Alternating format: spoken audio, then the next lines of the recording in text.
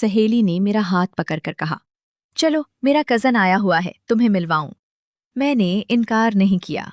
बैठक में वो बैठा था, सादा कमीज, साफ चेहरा और आंखों में एक नर्म सी मुस्कुराहट। ये हमजा है, मेरा कजन। हमजा ने सर हिलाया, मैंने भी सर हिलाया।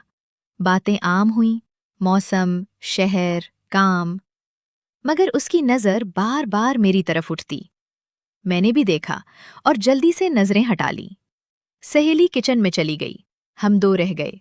खामोशी फैल गई। हमजा ने आहिस्ता से कहा, तुम सहेली की सहेली हो ना? मैंने सर हिलाया। उसने मेरा ग्लास पानी का बढ़ा दिया, हाथ छू गया। मैंने नहीं हटाया। गर्मी महसूस हुई।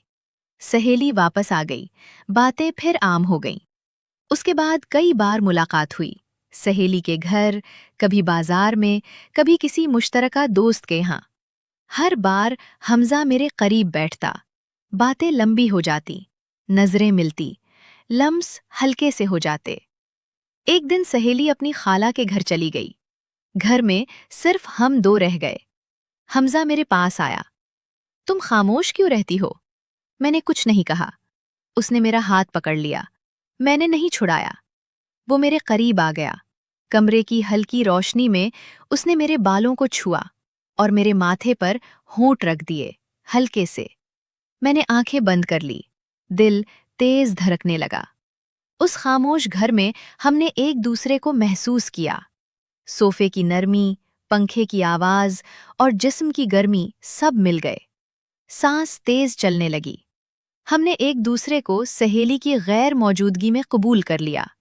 बाहर कोई नहीं था, अंदर सिर्फ हमारी सांसों का मीलाद था। कपड़े अधूरे रह गए, वक्त का पता नहीं चला। जब अलग हुए तो हमजा ने मेरा हाथ दबाया और पीछे हट गया। सहेली आएगी? मैंने कपड़े दुरुस्त किए। सहेली वापस आई, हमने आम चेहरा रखा। अगले दिन फिर मौका मिला। कुर्बत बढ़ती गई। शिद्दत गुज़श्ता बार से ज्यादा हो गई। सांस भारी होने लगी। कई हफ्ते ऐसे गुजरे, सहेलों को कुछ पता नहीं चला।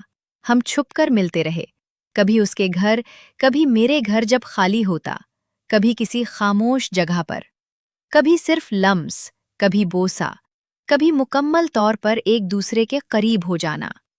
मैं जानती थी ये सहेली का कज़न है, मगर उसकी नज़र ने रोक न सका। एक दिन हमजा ने बताया कि वो अपने शहर वापस जा रहा है, नौकरी। मैंने सिर्फ फर्श की तरफ देखा। आखिरी मुलाकात सहेली के घर में हुई, जब वो बाहर थी।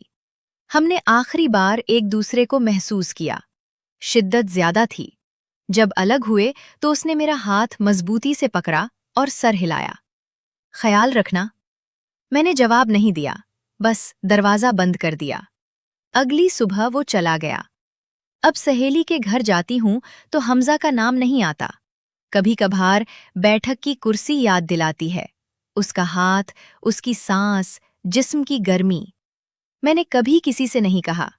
सहेली के कज़न से जो मुलाकात हुई, वो अब मेरे अंदर एक अधूरी तारुफ की तरह पड़ी है। न कभी मुकम्मल होती है, न कभी कोई उसे दोहराता है। मैं रोजमर्रा की बातें करती हूँ, नए चेहरे देखती हूँ, और वो लम्हे आहिस्ता आहिस्ता यादों के पीछे छुपते जाते हैं। कभी कभार किसी मानूस सी मुस्कुराहट पर दिल रुक जाता है, फिर दोबारा चल पड़ता है। यही अब बाकी रह गया है।